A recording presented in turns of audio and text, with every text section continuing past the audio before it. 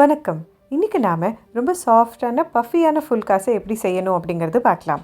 ஃபுல்காஸை நாம ரோட்டி ஆர் சப்பாத்தின்னு கூட சொல்வோம். வாங்க ஃபுல்கா செய்ய ஆரம்பிக்கலாம்.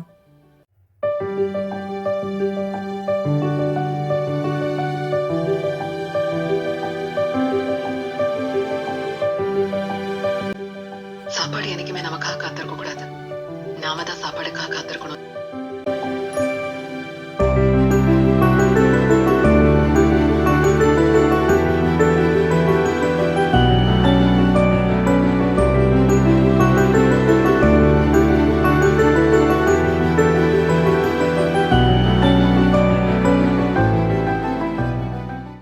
ஃபுல்கா செய்யறதுக்கு நம்ம ஃபஸ்ட்டு ஒரு பவுல் எடுத்துப்போம். அதில் 1 கப் அளவுக்கு கோதுமை மாவு ஆட் பண்ணிக்கலாம். அதோட தேவைக்கேற்ப உப்பு சேர்த்துக்கலாம்.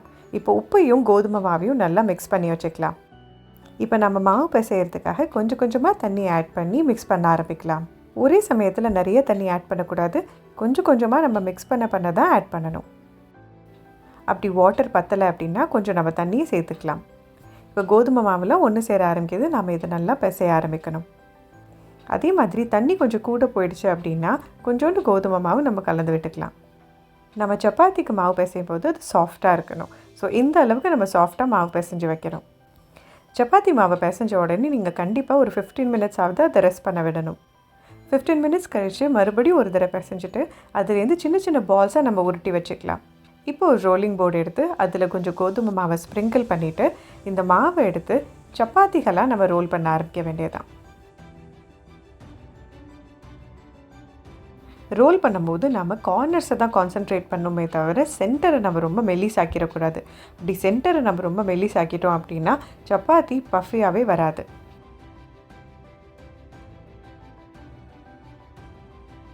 ஸோ சப்பாத்தியை ரோல் பண்ணியாச்சு. இப்போ நாம் தவாவை சூடு பண்ணிக்கலாம். நம்ம சப்பாத்தியை ஹை ஃப்ளேமில் வச்சு தான் குக் பண்ணணும். இப்போ ரோல் பண்ணியிருக்கிற சப்பாத்தியை நம்ம தவாவில் ப்ளேஸ் பண்ணிடலாம். ஒரு 4 செகண்ட் கழித்து நம்ம சப்பாத்தியை திருப்பிடலாம். ஃபஸ்ட்டு சைடை நம்ம 4 செகண்ட்ஸை தாண்டி குக் பண்ண மாட்டோம். அது ரொம்ப லைட்டாக தான் குக் ஆகிருக்கும். ஆனால் செகண்ட் சைடை நம்ம நல்லாவே குக் பண்ணுவோம்.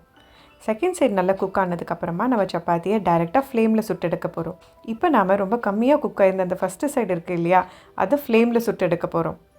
ஒரு சைடு நல்லா உப்பி வந்ததுக்கப்புறமா அதை திருப்பி போட்டுட்டு அடுத்த சைடையும் நல்லா நம்ம குக் பண்ணி எடுத்துக்கலாம். இப்போ இது சூடாக இருக்கும் போதே நம்ம இதில் நெய் தடவிக்கலாம். அவ்வளோதான், சாஃப்டான பஃபியான ஃபுல்காஸ் ரெடி. எவ்வளோ நேரம் ஆனாலும் இந்த சப்பாத்தி கண்டிப்பாக சாஃப்டாக இருக்கும். ஸோ நீங்களும் உங்களுடைய வீட்டில் இந்த மெத்தடில் ஃபுல்கா செஞ்சு அசத்துங்க. மாவு பிசைகிறதுலேருந்து ஃபுல்கா செய்கிற வரைக்கும் எல்லா ப்ராசஸும் ரொம்ப சிம்பிள் தான். இது நீங்கள் காம்ப்ளிகேட் பண்ண வேண்டிய அவசியமே கிடையாது. சாஃப்டான ஃப்ளஃபியான சப்பாத்தி செய்கிறதுக்காக சில டிப்ஸ் பார்க்கலாம். மாவு சாஃப்டாக இருக்கணும். அது கண்டிப்பாக 15 மினிட்ஸ் ரெஸ்ட் பண்ண விடணும்.